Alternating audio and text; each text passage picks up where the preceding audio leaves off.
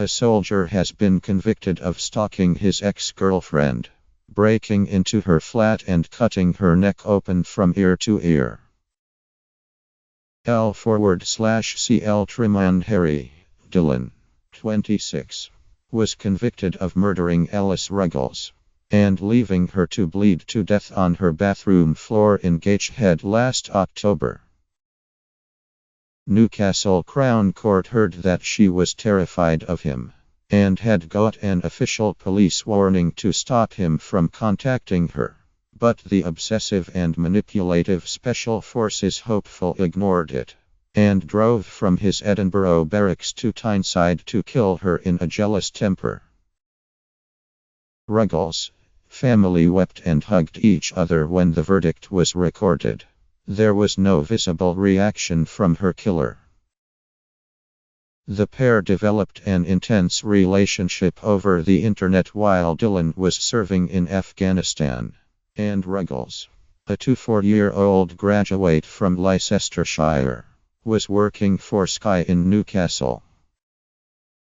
Dhillon soon set about alienating her from her friends, knocked her self-confidence and demanded her constant attention. His previous partner had a similar experience, and her ordeal only ended after she took out a restraining order.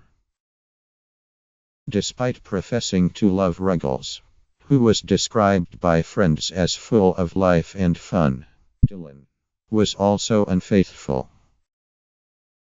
When Ruggles ended the relationship in August last year, Dhillon, a signaller with the two Scots, became obsessive. He contacted her mother on social media, pleading with her to intervene, hacked into his ex's Facebook account to monitor her movements, and would send her pleading messages and selfies. Things became more sinister when he discovered she might be starting a new relationship with an army officer she had met in Germany. Dhillon stalked her ground floor flat at night, knocking on her bedroom window and terrifying her. She contacted police, whose initial response she later described as brilliant, and obtained a PIN, harassment notice, warning, telling him to stay away. But Dhillon, who hoped to join the Special Reconnaissance Regiment, ignored it and sent her a parcel with a pleading note. When Ruggles contacted police again, she was asked if she wanted him to be arrested and she declined. She later told a friend she felt palmed off, and in frustration told her sister, "Emma, the police would respond when he stabs me."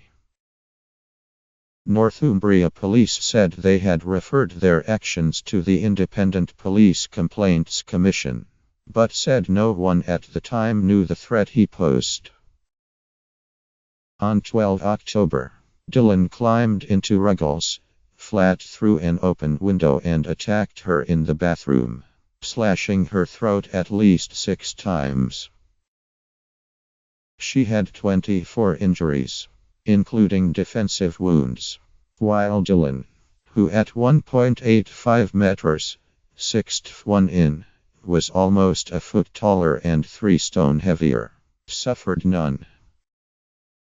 Nevertheless, he claimed in court that she had attacked him and died after accidentally plunging the knife into her own neck. He fled without dialing 999 and took her phone with him. Her flatmate, Maxine McGill, called the emergency services when she came home. Her harrowing 999 call, in which she repeatedly shouted "Alice" to her fatally wounded friend, was played to the jury. She named Dhillon as the suspect and he was arrested at his barracks that night. He initially denied being in the flat that evening, but changed his story after Ruggles' blood was found on his Help for Heroes wristband and on the steering wheel of his BMW. Dhillon will be sentenced later on Wednesday after the court has heard victim impact statements and mitigation.